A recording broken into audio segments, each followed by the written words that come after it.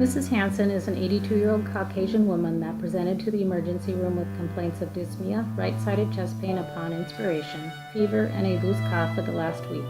She has been diagnosed with pneumonia and is being admitted to the medical floor. How would you approach and discuss cold level status in this situation? All patients upon admission to the hospital should have their wishes for resuscitation or the withholding of assessed. Discussion of CPR should clearly be explained in order for the patient to make an informed choice. The patient's preferences and the discussion between the provider and the patient should be well documented. Approximately 75% of individuals that present to the emergency room do not have an advanced directive in place. Typically, these are patients with advanced chronic diseases or a terminal diagnosis. Approximately a third of individuals with serious chronic diseases do not want to be resuscitated. It is important that Mrs. Hansen is aware of her prognosis and chance of a meaningful recovery should CPR be necessary. According to Liu et al., approximately 1 to 5 out of 1,000 individuals admitted to the hospital have cardiopulmonary arrest. Of these, the survival rate for those that undergo CPR is 50%. However, only 17% survived the discharge due to deterioration and rearrest. Age was found to be the biggest risk factor for poor prognosis and the need for long-term care. Taking into account that Mrs. Hansen has pneumonia, the prognosis also changes. An average of 10.6% of elderly patients with pneumonia will die, with mortality rate doubling in those 90 years of age and older. The highest rates of mortality are noted in elderly patients with underlying comorbidities. Additionally, those that were placed on ventilators had a mortality rate of 55.5%. Overall mortality increases with age and decreased functional status.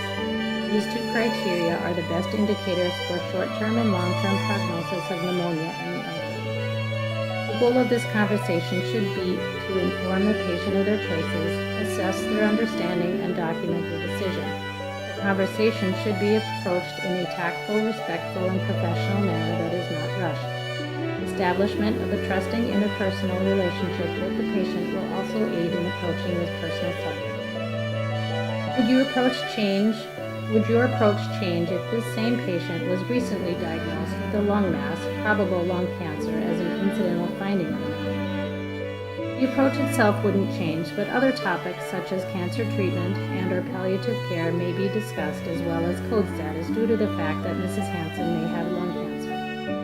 Lung cancer is one of the leading causes of cancer-related deaths worldwide, and it takes more deaths than colorectal, breast, and prostate cancer combined. It is the most common cancer type in men and the third most common cancer type in women worldwide. Lung cancer in general has an overall poor prognosis with a 5-year survival rate of about 15%. Especially after the age of 60, the frequency of lung cancer formation and lung cancer mortality increase with age. For both situations and with all patients, having this conversation may be uncomfortable for the practitioner, but according to von Grunten, a stepwise approach can be beneficial. These steps are as follows. Step 1. Establish an appropriate setting for the discussion. Privacy and comfort are top priorities. Make sure all are present that the patient wishes. It is important to be eye level with the patient and family. Step 2. Ask the patient and family what they understand. It is important to get the patient talking about how they see their current health situation. Asking open-ended questions such as what do you understand about your illness from what the doctors have told you can be helpful.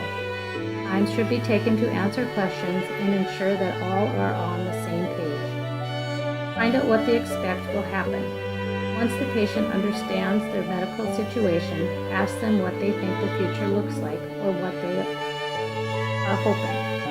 According to Van Gunten, most patients with advanced cancer describe their thoughts about dying when guided this way. This is also a good way to uncover the patient's values and priorities. Step 4. Discuss treatment preferences and code status. Present the option of CPR versus DNR with respect to their values. Give information in small increments expressing the likelihood of survival with CPR and quality of life that is likely for the given patient situation. Give the patient time to absorb the information, ask questions, and then listen carefully to the response, repeating the expressed wishes with clarifying statements. Step 5. Respond to emotions. Profound emotion may be experienced and expressed by the family and/or patient. Respond sympathetically with silence, by offering a tissue, or phrases such as, "I can see this makes you sad." Low and Tolsky suggest to talk less and listen more. Step 6. Establish and implement the plan. Document the discussion and orders related to code level status. If the patient decides upon the do not resuscitate status, a written consent may have to be obtained depending on organizational policies. Whatever plan is decided upon, it should be well articulated and understood by patient, family, and staff. In conclusion, code level discussion is an important part of every hospital admission, regardless of diagnosis. Being professional, empathetic, and caring while following a stepwise approach is of utmost importance. Clearly and concisely discussing the risks and benefits of CPR versus DNR will ultimately help the patient and their loved ones decide upon their wishes and code level status. Remember that the goal of CPR is to reverse premature death, not to prolong inevitable death.